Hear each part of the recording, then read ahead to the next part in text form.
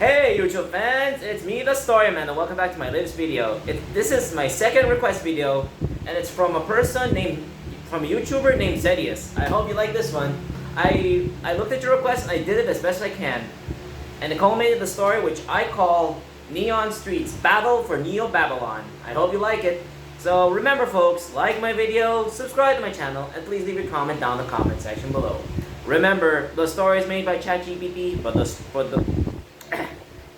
the voice acting, dramatic flair, storytelling, narration, and ad-libbing were all done by a real human being, which I call myself, the Storyman. I hope you like Zeddius, if you're watching this, I hope you like it. I'll give as much life I can, like I promised. And today is a sunny day. Looks like it's a good day since it's no longer raining anymore. Let's see if this story will help. Let us begin. The virtual city of Neo Babylon never slept. By day, its skyscrapers reflected artificial sunlight across crowded streets. By night, holographic advertisements painted the pavement in violet and electric blue. Beneath the polished surface, however, the city was divided between rival crews who controlled different neighborhoods of the digital metropolis. Two of the most feared were the Crips and the Bloods. Their rivalry had existed for years, but in Neo Babylon, it has taken on a strange new form. The city was part physical world, part simulation.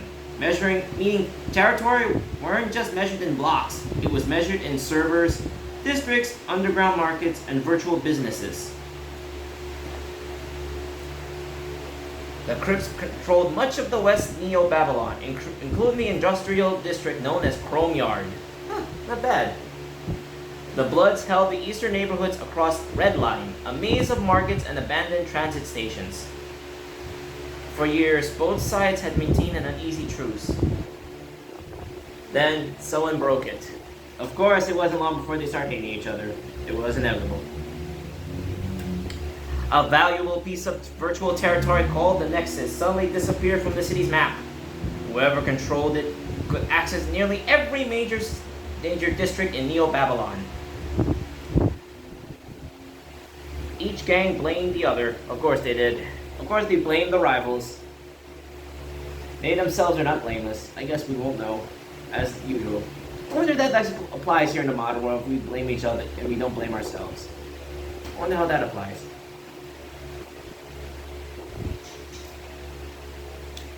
By midnight, rumors were spreading. By 1 in the morning, members of both factions were gathering, and by 2, the cities were locked down. Well, of course, it was inevitable. The Crips and the Bloods were trying to kill each other and thinking they're to blame. Let's see how they figured this one out. Oh boy. Looks like this is getting really intense. Let's read. Marcus, a young Crip who had grown tired of the endless conflict, stood on the roof of an abandoned data center overlooking Chrome Yard. Something doesn't feel right, he said.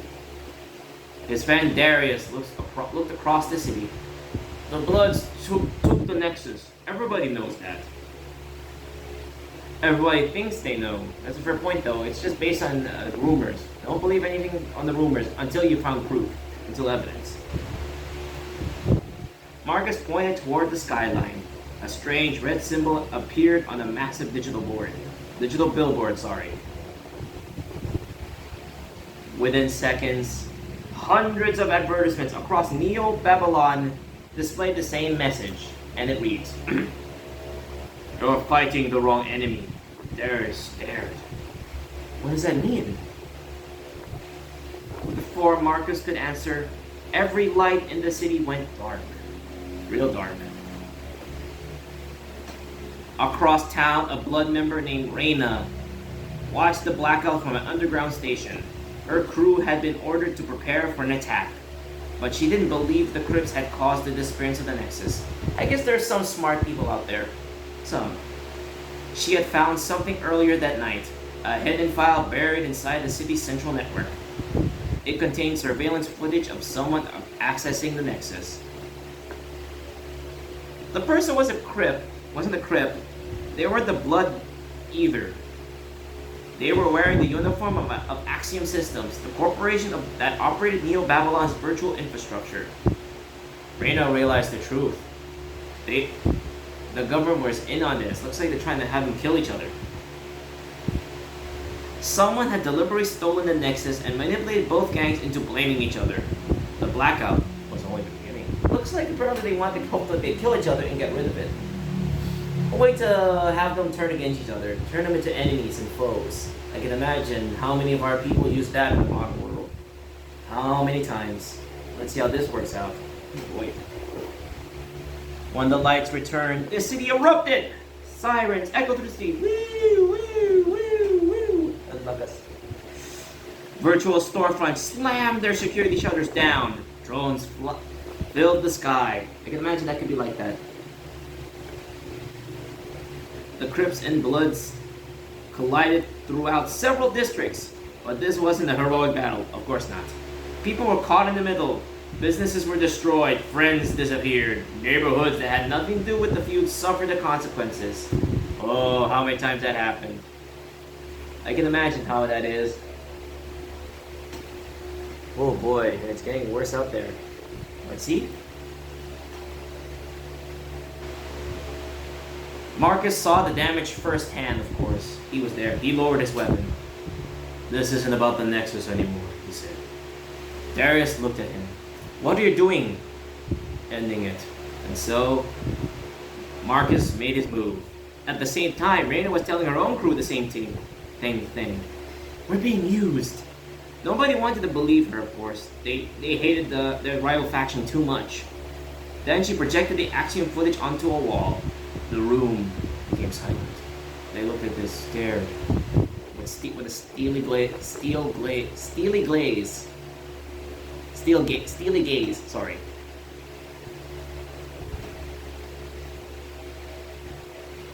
The person who had stolen the Nexus wasn't affiliated with either gang.